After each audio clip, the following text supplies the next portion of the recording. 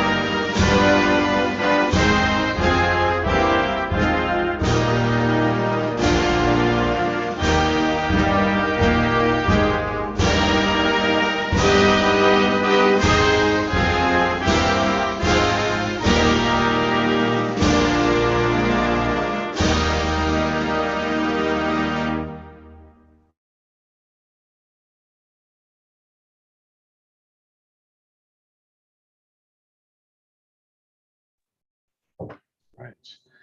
We would like to begin this evening by respectfully acknowledging that the town of Shelburne resides within the traditional territory and ancestral lands of the Anishinaabe, including the Ojibwe, Potawatomi, Chippewa, and the people of the Three Fires Confederacy. These traditional territories upon which we live, work, play, and learn are steeped in rich Indigenous history and traditions, and it is with this statement that we declare to honor and respect the past and present connection of Indigenous peoples with this land, its waterways, and resources. And we also encourage residents to review the call to action information, which can be found by visiting our website and following the links. If any member has a pecuniary interest with respect to any of the items we're going to be discussing tonight, you can make those declarations now. If not, Councillor Wegner. Yeah, it would just be for the section with regards to the fall fair, just because I am a fall fair board member, so I will excuse myself when they speak. Okay, excellent. Anybody else? Okay, if anything comes up and you think of something later, you can declare it at that time as well. We do have one proclamation this evening before we get started, and it's for Pregnancy and Infant Loss Awareness Day. Whereas October 15th has been declared by the province of Ontario as Pregnancy and Infant Loss Awareness Day as a result of the passage of Bill 141, which was the Pregnancy and Infant Loss Research and Awareness Act. And whereas thousands of families across Canada are devastated each year by the death of their baby through miscarriage, stillbirth, and neonatal loss, and whereas the unique grief of bereaved parents should be acknowledged and special support given to the many families who have suffered from such a tragic experience, therefore be it resolved that I, Mayor Wade Mills, on behalf of council, do hereby proclaim October 15th as Pregnancy and Infant Loss Awareness Day in the town of Shelburne. And thanks to Councillor Wegner for raising that day. Okay, so really the main item that we're here to discuss tonight are the municipal grant funding applications. As we've done in previous years, each applicant who's already submitted an application will be given an opportunity to essentially make a 10-minute presentation to council. Following their 10 minutes, if there are questions from council members, we can ask those questions of the presenters. And then at the end, like we did last year, I think the plan is to appoint a 3 council member committee, which will then review the applications in some more detail and ultimately make a recommendation back to council to approve the funding allocations. Before we jump in with the first presenter, Carrie, is there anything generally you want to overview? Or do you want to do that at the end, or? Thank you, through the mayor. The only change that we've made this year is the amount that has been allocated for the 2024 budget. And we've dropped that amount from 41,300 down to 35,000, just because of the drop in the applications and the total amount of the asks. So that still gives the committee room to base their decisions, and also a little bit of extra room for any other asks that may come up throughout the 2024 calendar year. So we've asked that the amount be set tonight, just so that we know how much to put as a grand total in the 2024 draft budget. Excellent. Okay, so the order of the presenters will follow the spreadsheet, which was included in the agenda package. And again, just a reminder to presenters that you do have 10 minutes, and somebody will be actually timing it. So I guess I'll get a prompt if we're starting to run over. From memory, I don't think many presenters do use the full 10 minutes, but feel free, but try to hit the high points as much as you can. So we'll get started with Get Outreach Works. And Simone Thomas, I don't think was able to join us tonight. So I think in her place is Yvonne Montel. Yvonne, if you want to just turn on your video if you have it. Excellent. Are you? We can't hear you yet. Can you hear me now? There we go. Excellent. Okay. Welcome. Thank you so much. The floor is yours. So, thank you. So let me go ahead now and share my screen.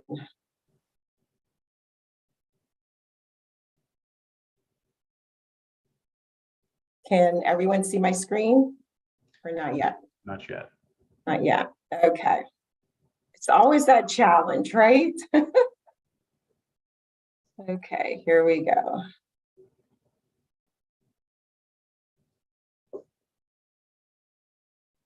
All right. My apologies there.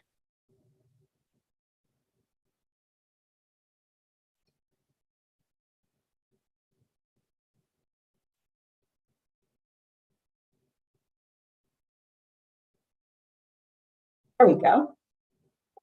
All right. So we set. Everyone can see? There we go. Yes.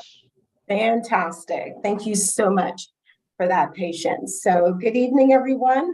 Honorable Mayor Wade Mills and members of council. My name is Yvonne Kelly Montel, representing Get Outreach Works. And please sit back and enjoy our presentation here. So active members, we have Captain Junior. He supports and collaborates us on military initiatives. So what we're doing is just showcasing what we have done and celebrating all that we want to showcase this committee. And so as we look at Get Outreach Works, well, let me go back a little bit here. My apologies. I'm going to put it on full screen. So,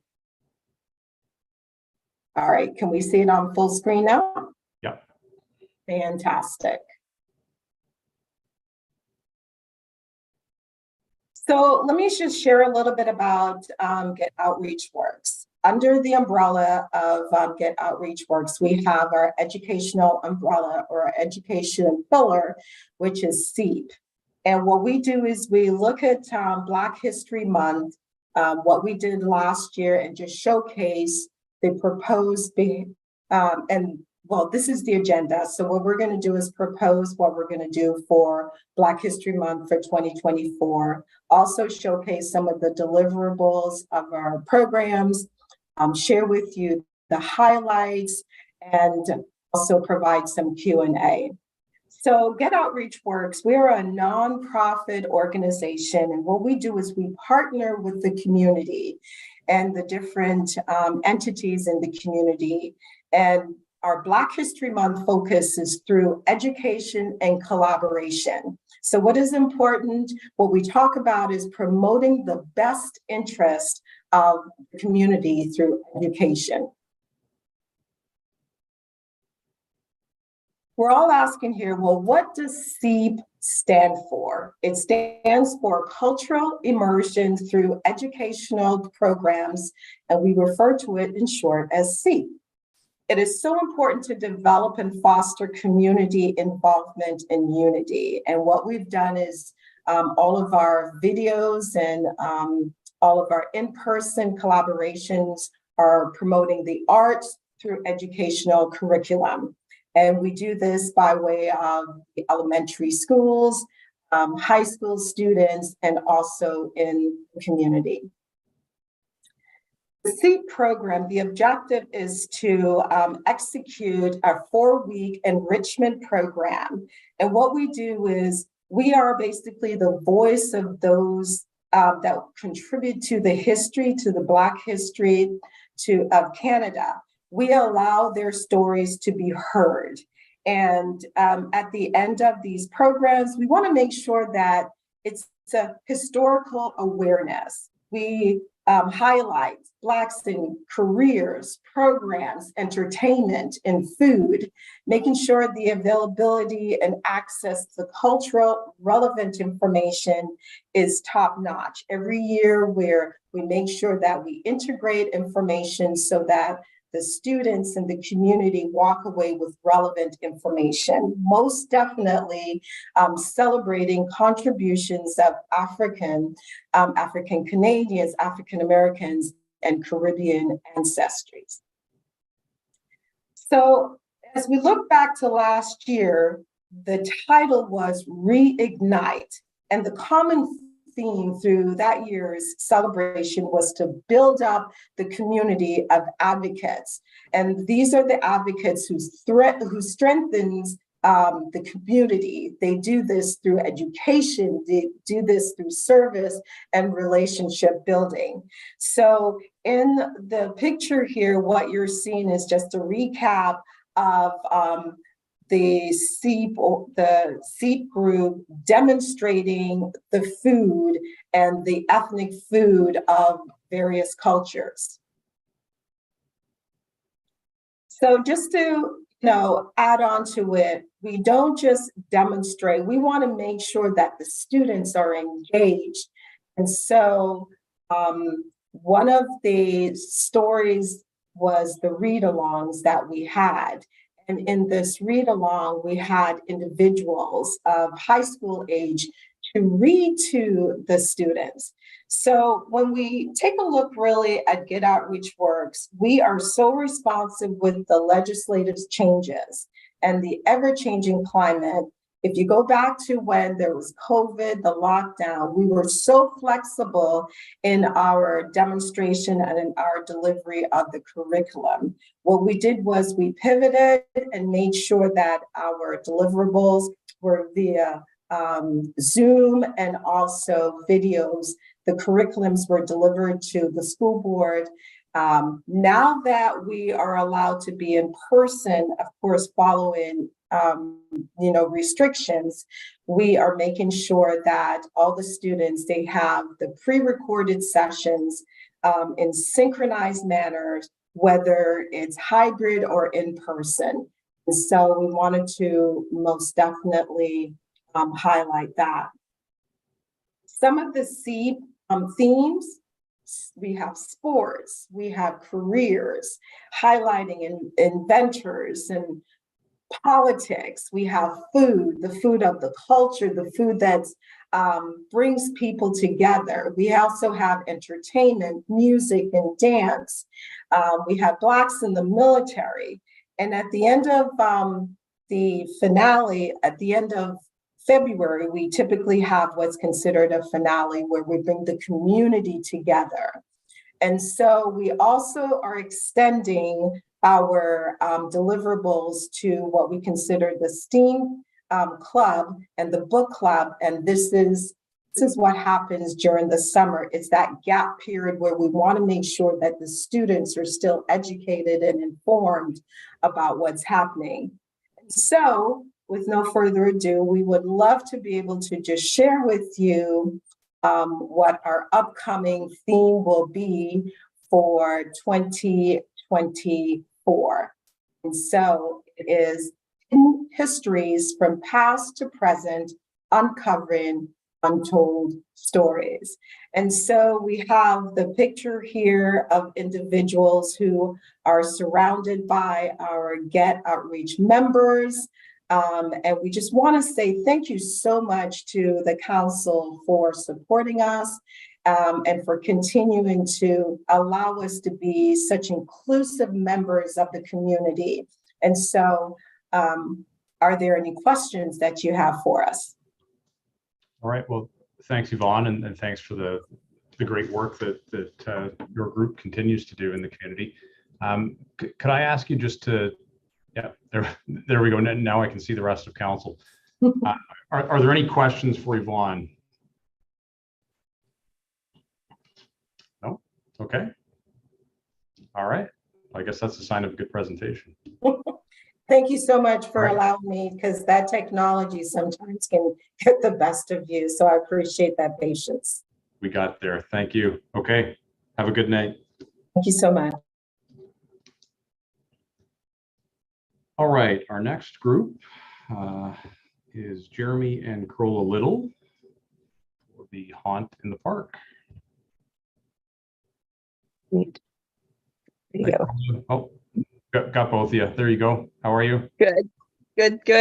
Sorry, technical issues. So now you've got us on our cell phone. Uh-oh, there you go. We can see you just fine. So Fabulous. All right, y'all good? yeah. Go ahead whenever you're ready. Fantastic. So I think most of you know what we do. In fact, we're kind of in the middle of doing it right now.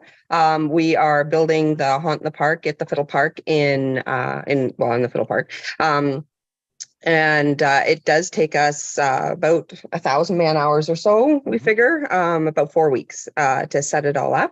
The pavilion is full of haunted walkways and swamps and witches' huts and all that lovely stuff. And we open that up at the last end of October for anybody who wants to come. It's totally free of charge.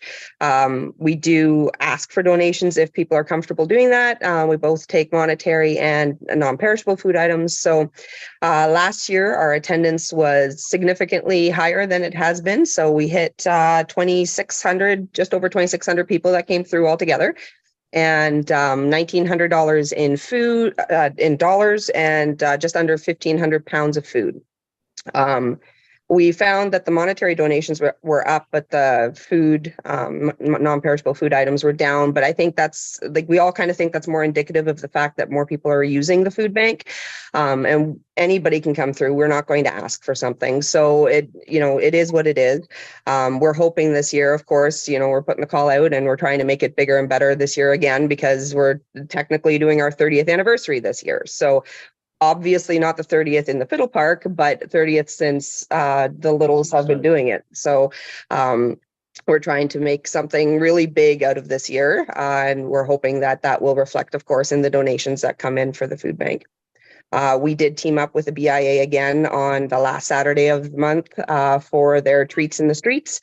And we offer a free shuttle bus that connects the two so that those that don't have vehicles or transportation can take part in all the events across town. I think that just about covers it. I mean, I'm fairly sure I've seen most of your faces come through. But if you've got any questions about what it is that we do or anything, we're more than happy to answer anything. We are not able to rent the Fiddle Park, so this grant is the only way this can happen. So it is absolutely vital that we continue to have your fantastic support for that. And I mean, as much as we'd love to be able to put it up in a weekend, there is just no way. That's about 6,000 square feet or so. There's a whole lot that goes in there. And then, of course, the 2 weeks to take it back down just to have it all stored for next year. So that is why it's such a long period of time. I think if I remember correctly, it started on September 27th, which sounds early, but I always count the weekends, and it's still 4 weekends to Halloween. So we're hoping that that all makes sense to you. Anything you want to add? No, if there's any questions or anything, I'm happy to answer them. That's it. And are there any questions from council? No. You guys are accepting sponsorship from within the community as well, right? Yeah. Absolutely. Couldn't do it without them. Yep. Okay. Just in case anybody else is watching and wants to contribute. So who should they Absolutely. contact? Every little bit helps. We've got some like fantastic support from Stella Jones, and they're an in-kind donor. So, you know, just that's lumber. Lumber goes a long way to help build a lot of these structures, right? It's such a varied amount of things that go into this. It's not always just a monetary sponsorship, and every little bit helps. Yeah, it's a very expensive ordeal to start undertaking and creating and building and paint and just everything alone. So yeah, any little bit helps. And I've said it all along, it would be a lot easier for us just to write a check to the food bank than to do all this because of all the time we take off of our own businesses and so on and so forth. But it's turning into a really popular community event. Last year's demographics had people coming from Owen Sound, Orillia, Bracebridge, Mississauga, Kitchener, Penetanguishene, like they're coming from further distances thanks to Facebook advertisements and stuff and people tagging people. And so it just seems to be garnering more and more interest and popularity. That's great. So if somebody from the community does want to provide some sponsorship, how should they get in touch with you? Through our Facebook page, you can send us a message. Heidi Sewell is the contact for all sponsorships. She sits on our board, so I would make sure she would get a hold of you, and then you guys can absolutely have a conversation. And like I said, in whatever form the sponsorship comes in, we're very grateful for it. But it takes the whole community to put on this community event. Sure. Yeah. Okay. Well, that's great. Last call for questions. Okay. Well, thanks again, guys. Thank you. Absolutely. And we hope we see you there. Bye-bye. Take care. All right. Next up is another fairly well-known entity, I think, Pickin' in the Park. So we have Greg and Heather both. There we go. Hi, guys. We're both here. Hello. How you everybody. doing? We're good. How are you? Good. Good. So we're here about Pickin' in the Park again. Again, it's been going on for quite a while, and it's been a fairly successful event. And we had thought about ending it, but again, we have so much fun. We want to keep it going, apparently. So Apparently. Yeah. maybe not our idea, but some of the people that come. So anyways, again, it's a music event, country music. We do it both kind of music, country and Western. But it's a great weekend. We charge people to come and camp and open mic as it's always been. And we do bring a lot of people to the community. We have anywhere from North Bay to Windsor, all over the place. We do get a few people from the States once in a while, but and we do see them around town. They shop in the stores and the grocery stores and the beer stores, whatever. And yeah, whatever. Anyways, it's a great weekend and a lot of fun. And we do get a lot of people from the community come out and help and enjoy the weekend also. So, but I know without your help, we couldn't do what we do. So, and we keep trying to raise money to improve the park. We've talked to Wade and Denise now about some improvements on the park and the building, and we hope that will happen. We're waiting to hear back from them.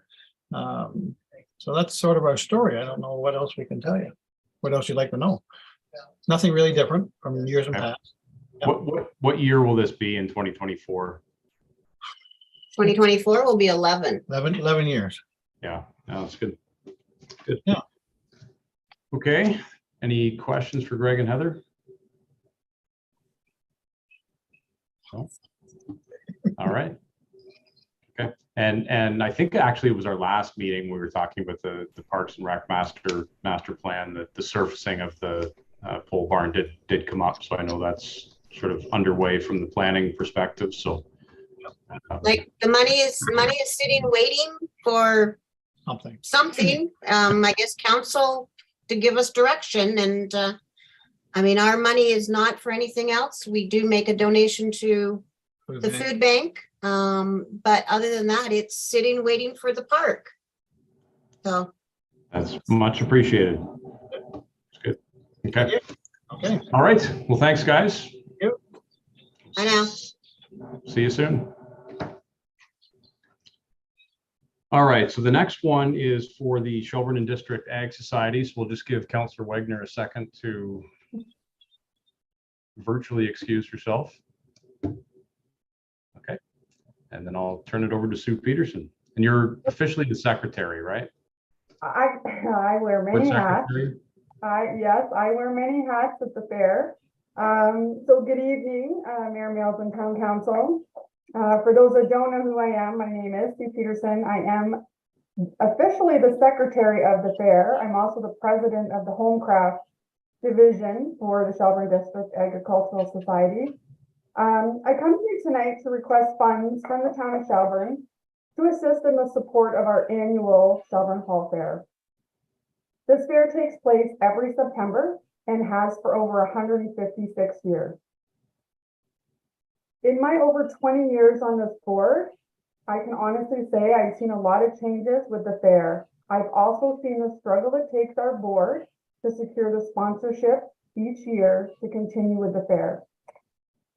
The Shelburne Fair has seen changes in regulations in terms of how to keep the animals on site, food vendors on site, baked goods in the exhibit hall, and our most recent hurdle was our insurance that has doubled in premiums based on not any incident that's happened, thank God, on our fairgrounds, but within Canada and the US.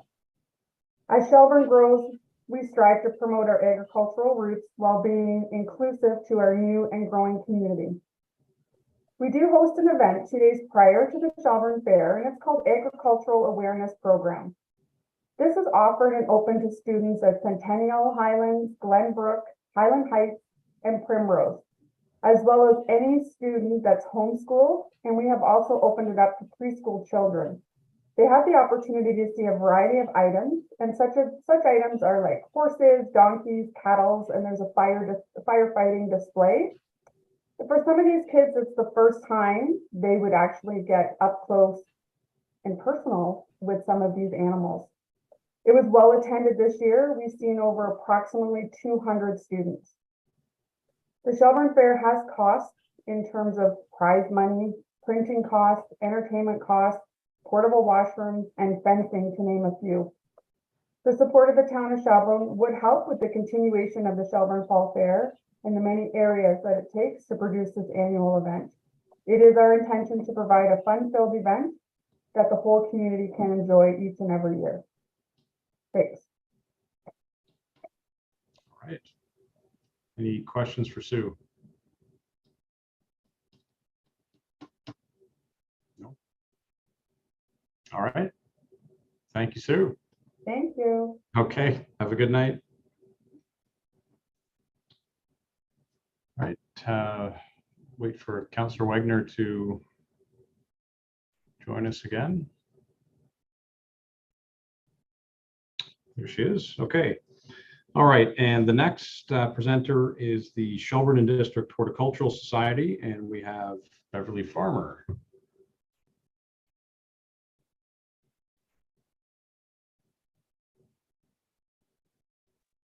Hi there.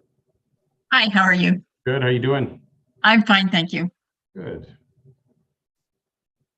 All right. The floor is yours. I have the same presentation as last year, just asking for an $800 grant to help with our expenses in planting the entrance beds. And we do also have a monthly speaker from March till June, and then from August till November, and to educate, which is part of our mandate, is to educate the members of our society. We have members from in Shelburne. A lot of our members are not in Shelburne anymore, but it's always in Shelburne that we spend our funds, or in the surrounding area, like we have spent some in Hornicks Mills as well. I'm presently working with Will Thompson to have 3 trees planted. One of them is going to be by the splash pad. I don't think the other 2 have been assigned a location as of yet. So that's really about it. All right. Any questions for Beverly? We hope to be able to plant these trees before the winter comes. So hopefully we get that together. Okay, excellent. Councillor Fegan. Just a quick question about those trees for the splash pad. I've had a lot of inquiries from a lot of residents about shade. So I'm just kind of curious, are you Yes. looking at more mature trees, or are we looking at trees that are going to grow into mature? Well, I think they're 50 to 60 millimeters in the trunk. Okay. So I mean, they're not going to be providing like you're not going to have a family reunion underneath them in the shade anytime soon, but eventually they will. Eventually, but I guess that's where we have to start. So Sure. Great. I don't know. I thought that we were going to plant all 3 of them near the splash pad, but I'm not sure that that's going to happen. So I guess we'll have to wait to see the locates, and I don't know who makes the final decision on that kind of thing, whether it is Will Thompson or whether he brings it to you, to the council. I don't know how that works. Yeah, yes, staff will generally make those kinds of decisions. Okay. Councillor Bernardo? The types of trees, can you tell us what type of tree you're planting? Well, it was it was Will Thompson's letter that specified the trees that he thought were right. The members of horticulture didn't necessarily agree with all of them because, like, one of them is it drops berries and to have that near a splash pad wouldn't be very effective. So we're looking at an autumn blaze or a linden or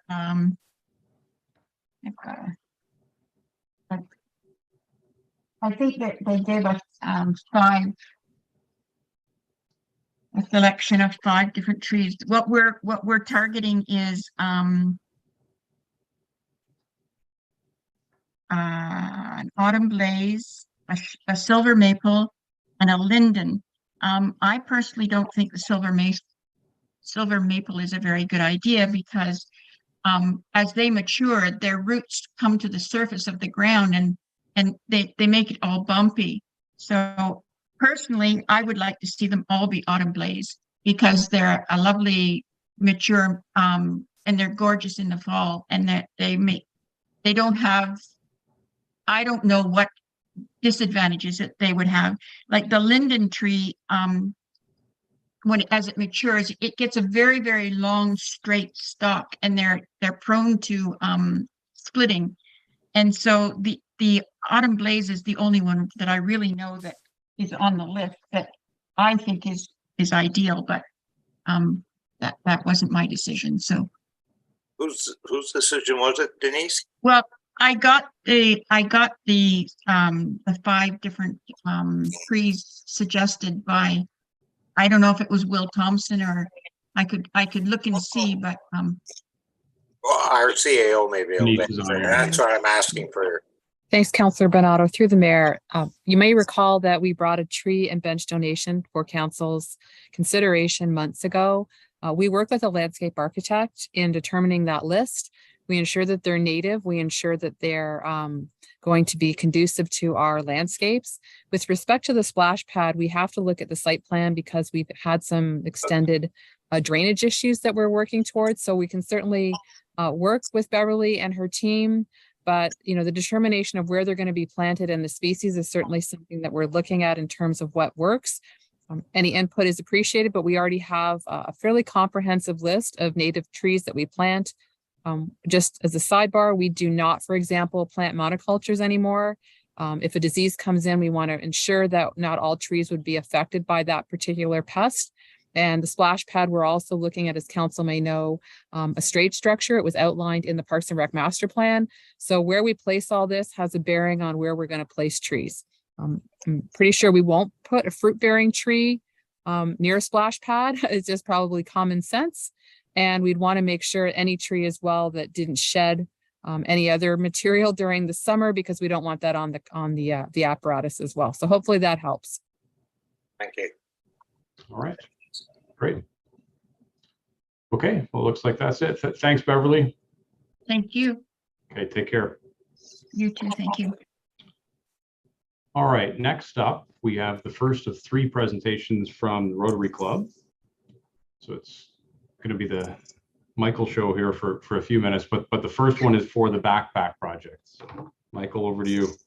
Okay, good evening, Honorable Mayor Mills and Town Council. Thank you for giving me the opportunity to present on behalf of the Rotary Club of Shelburne. If I could share my screen. Give me one sec here. Are you able to, is that sharing? I hope. Yeah. Okay, yeah. Good. So yes, I do have three applications to present. The first one is the backpack project. This is a project that has been supported by the town of Shelburne this year, and we're hoping to continue that support next year. This program has been helping Shelburne area students in need with back to school supplies for the past 3 years. The funds will help purchase a backpack, insulated lunch kit, and a reusable water bottle for 100+ students. There are 105 in 2022 and 131, I think, was the final total for this year.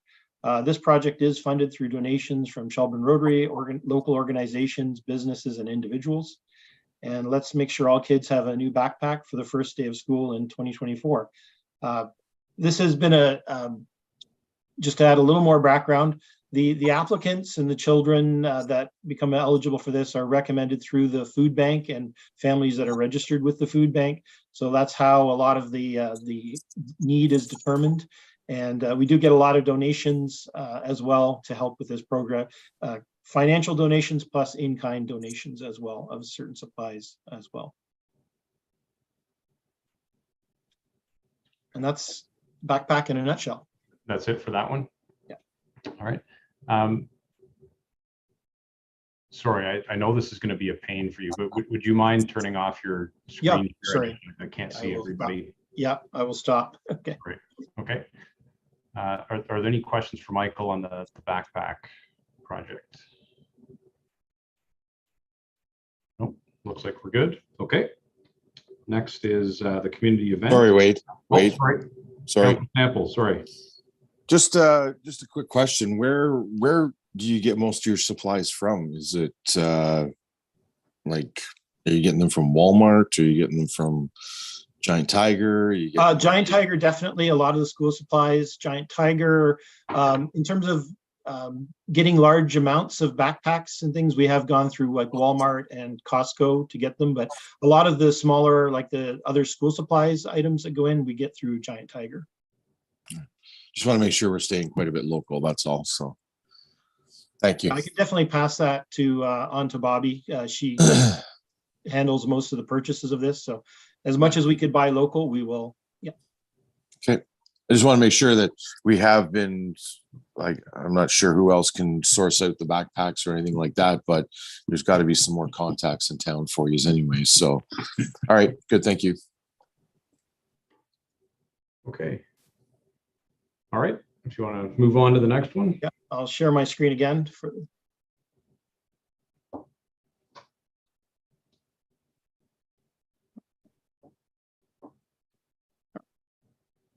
Hope you can see that. Okay. So this relates to the community event sponsorship. So as council's more than fully aware, we have the Rotary Club, originally going back to 1951, was lead organizer of the Canadian Open Old Time Fiddle Championship, which became the Heritage Music Festival in 2016. Then after a 3-year pandemic break, HMF Fiddle Contest, Bands and Brews was restarted in 2022. Shelburne Rotary has proudly hosted the Heritage Music Festival Fiddle Contest for 7 years, but with the uncertainty of what the post-pandemic time might have in store for us, the club made the decision to shift away from the traditional Heritage Music Festival. And past August, we did host a community event called Rhythms and Reels, which was kind of a first ever for us in terms of this format, with a drive-in event at Fiddle Park with a movie and a concert. And the event was quite a success. The weather was a little iffy at times, as you can see from the picture, a few dark clouds. but it was helpful in our getting support for our club's battle against food insecurity. From the various fundraising initiatives, we support the Shepherd's Cupboard Food Bank, Christmas hampers, breakfast club at local schools, and the mobile seniors market. So next year, Shelburne Rotary is committed to continuing a community event in the tradition of previous events, reflecting the diversity of the community and supporting charitable initiatives in 2024. One of those is potential as a splash pad sun shelter, which has been discussed with the club in that area as well, in addition to other donations in the community. Okay, rather than ask you to take your screen down, if anybody has a question, just go ahead and say it. I can stop it. That's not okay. Sure. Any questions on this one? No. Okay. Looks like we're good for the hamper program then. Share my screen one more time here. Okay.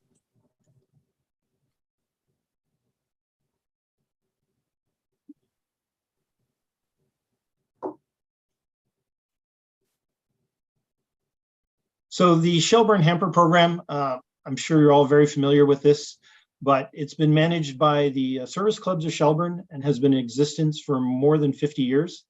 Hampers has been supported by the Shepherd's Cupboard Food Bank, Shelburne Rotary, Canets, Lions, Kinsmen, the Town of Shelburne, OPP, 10 local churches, 3 participating local schools, Highland Heights, Glenbrook, and Center Dufferin District High School, and local businesses. It's a program that assists over 160 local Shelburne area families with the extra constraints of the holiday season in a discreet and controlled manner. Program is open to qualified families, couples, singles, and seniors. Each applicant will receive hampers of food, non-perishable and fresh, grocery gift cards to purchase a turkey, ham, or holiday specialty food of their choice, gift cards for children aged 12 to 18, and toys for children under 12 years, and many necessary and holiday items. There's also a large donation of other personal care supplies, things like that as well, which go into the hampers. So there's quite a variety of items that go in. It's a large effort that's a community-wide effort, and I believe it really plays a very helpful role in those who are in need, especially at that time of year in the community. Do you know how many hampers went out last year, Michael? I think it was, let me just check again.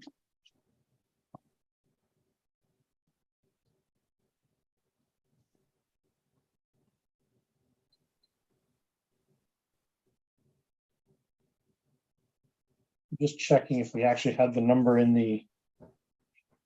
Well, that's okay if you don't have it exactly. Yeah, it was when I checked. When I was sorry, I asked that question to Bobby. She said it was around 160 last year. Yeah, and every year it's growing. Yeah, I think in my time since I've been involved with it, supporting with Rotary, it was around 100 families, and then every year in the last kind of 5-6 years, it keeps going up from there. Yeah, yeah, okay, all right. Well, thank you, sir. Stop sharing here. Are there any questions on the hamper program? Councillor Bernardo. It's not really on the hamper program. What I wanted to mention to Michael and maybe get it on the air so people will know, you have a drive coming up Thanksgiving weekend Saturday, and you need drivers. And I did volunteer last year, and I'm willing to volunteer again this year to drive with a vehicle. If there's anyone out there that can assist you with that, they should come forward and contact, I believe, Sandra Gallagher. Am I correct? That's correct. Sandra is the lead on that. And that was it. I just okay. Thank you. Yeah. Good plug. Yeah. Okay. All right. Looks like we're good. Thank you, sir. Thank you very much, Council. All right, and the last one of the evening is Shepherd's Cupboard Food Bank, and we have Ardith Dunlop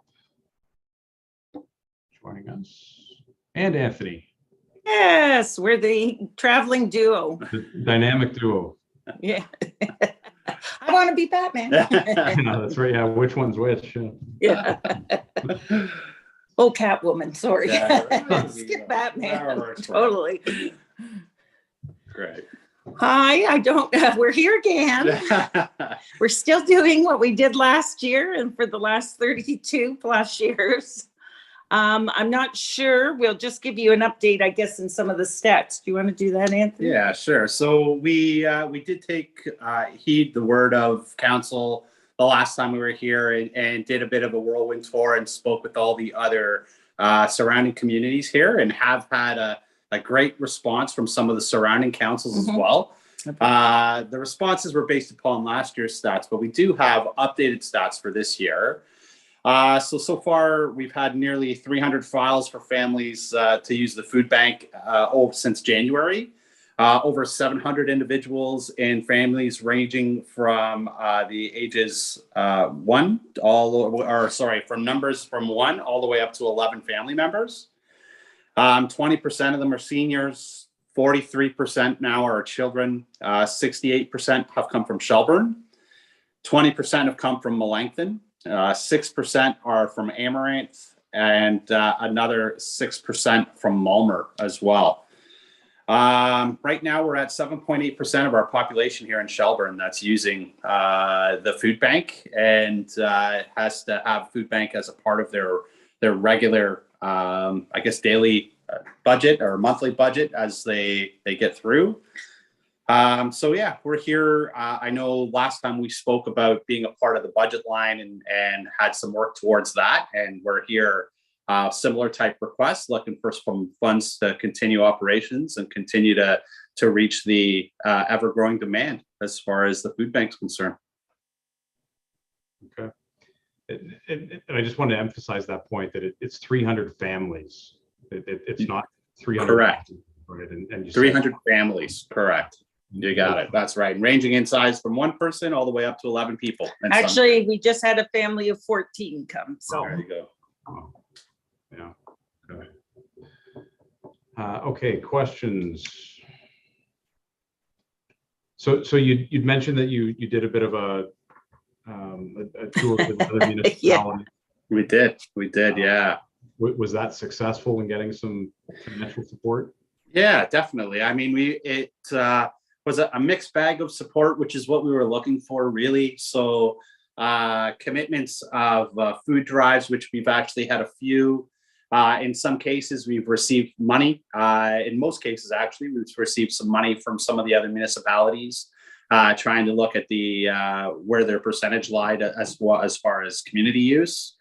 And all of them have asked if it was okay to include the food bank messaging within their own social media platforms to get awareness out there and continue to have their constituents have it in their face and have it aware that what's happening out there and what the need is. And so I'd say it's been very successful. Okay, well, that's good. That's good. Any other questions? Okay. All right. Well, thanks, guys. Thank you. Oh, where are we on that item of being on the budget as a budget line and not coming year to year with our handout? Yeah, I mean, it's something we can talk about again at budget time this year. I think what was done last year through the allocation committee, they tried to sort of allocate an amount based on your total ask, which corresponded to kind of the percentage of Shelburne residents that were using the food bank. But we can, I mean, it's something we can chat about. Again, it's just always nice to know that you have that, general pot. What was the total that we spent this year, Anthony? Remember? As of for 2022? Yeah. Or well, the total spent, I just know we were over 100 and something thousand. Yeah, it was 100. I wanted to say it was 112,000, and we were at a 9,000 deficit as far as for what we got throughout the year and what we spent. I believe so. Well, one of the things we had a presentation at County Council a couple of weeks ago from Orangeville Food Bank, and one of the things that Heather had mentioned, which I guess they've noticed as sort of a concerning trend, is the number of food bank clients who are, working individuals. So I mean, it's not necessarily people who are out of work. I mean, it's people with Right. jobs that just, at the end of the week or the end of the month. Yeah, I think that's a great nuance to point out, Wade. Absolutely. And I assume we're seeing a similar trend in Shelburne. Well, we have that, or we have the seniors who aren't being able to make a go of it with the limited pensions that they have or income that's coming in. Or we have the ones who are on ODSP, like have had a work injury sometimes and end up on ODSP and aren't able to make it work between rent costs and everything else, and medical bills and a whole host of things. Right. As well as we have mental health, we have alcoholism in there as well. Many or a few are suffering from that. And the question becomes a lot of them need more than even just a once a month visit. We were talking about that. Like, do we go up to twice a month as a lot of our surrounding food banks do? But then what would our cost be? And our infrastructure, we're still meeting clients outside because we have no room inside. So we're still out there in all the elements, right? Yeah. And we have to bring the stock in and down the stairs and that. So we still have lots of challenges of where we are in space restrictions. Yeah, we know that at the Alliston Food Bank has shifted to multiple times monthly. We know that Orangeville is doing it multiple times monthly. So we're, at the beginning stages of looking into that, but we're just not sure how feasible that is at this point. So, yeah. There was a question that just came through the chat from Sue Peterson, wondering if it's possible, which I'm sure it is, to put some boxes at the ag building to collect food. 100%. Yeah, that would be fantastic. Absolutely. Is that something that the food bank supplies, or they can just put any sort of box out, I guess? Yeah, a box with a label on it that says, donations for the Shepherd's Cupboard. There is a box at Foodland, there's a box at Giant Tiger, there's a box at No Frills that we collect weekly from. And then anyone is, we're more than we're happy to have people put out boxes for donations for us. See the message from Sue too. That's wonderful. Thank you. Yeah. So that goes for any other, business or organization that has physical space in town. If you have some room somewhere in a physical location to put a box and put something on it. Absolutely. Well, and we did but we put out that if anyone wanted to support turkeys for Thanksgiving, for us, because it's such a cost, and yet, and we had many businesses contact us. Yeah. So the businesses of Shelburne have come through with turkeys for us for the month of October. Lots of very genuine. Very generous people, definitely. And we're doing the food rescue still. So we're still getting food, from Foodland and No Frills and Starbucks and Mary Brown's and Cobb's bread. And I recently had a couple of the other restaurants reach out to us to see if that was feasible for them as well. Yep. So, Okay. Good stuff. Okay. Well, thank you both. Thank you. Thanks for this. Thanks to the rest of the team, because I know it's a full team effort. Yeah, it's an army for sure. Yeah. Okay. Okay, Batman. All right. Thanks, Thank guys. you. Thanks. All right. Take care. Okay, so that rounds out our list of applicants for this year. So the motion that we'll see in the agenda. Oh, sorry, Carrie, did you want to add anything before we? I do. Okay. Thank you. I just actually noticed as I was sitting here reviewing the Excel spreadsheet, if we could change the motion to read from 35,000 to 38,000 for the grant funding totals. The cash value requested was missing the $3,000 amount from Get Outreach at the beginning of the spreadsheet. So the actual cash value being asked for instead of 31,800 is 34,800. Yep.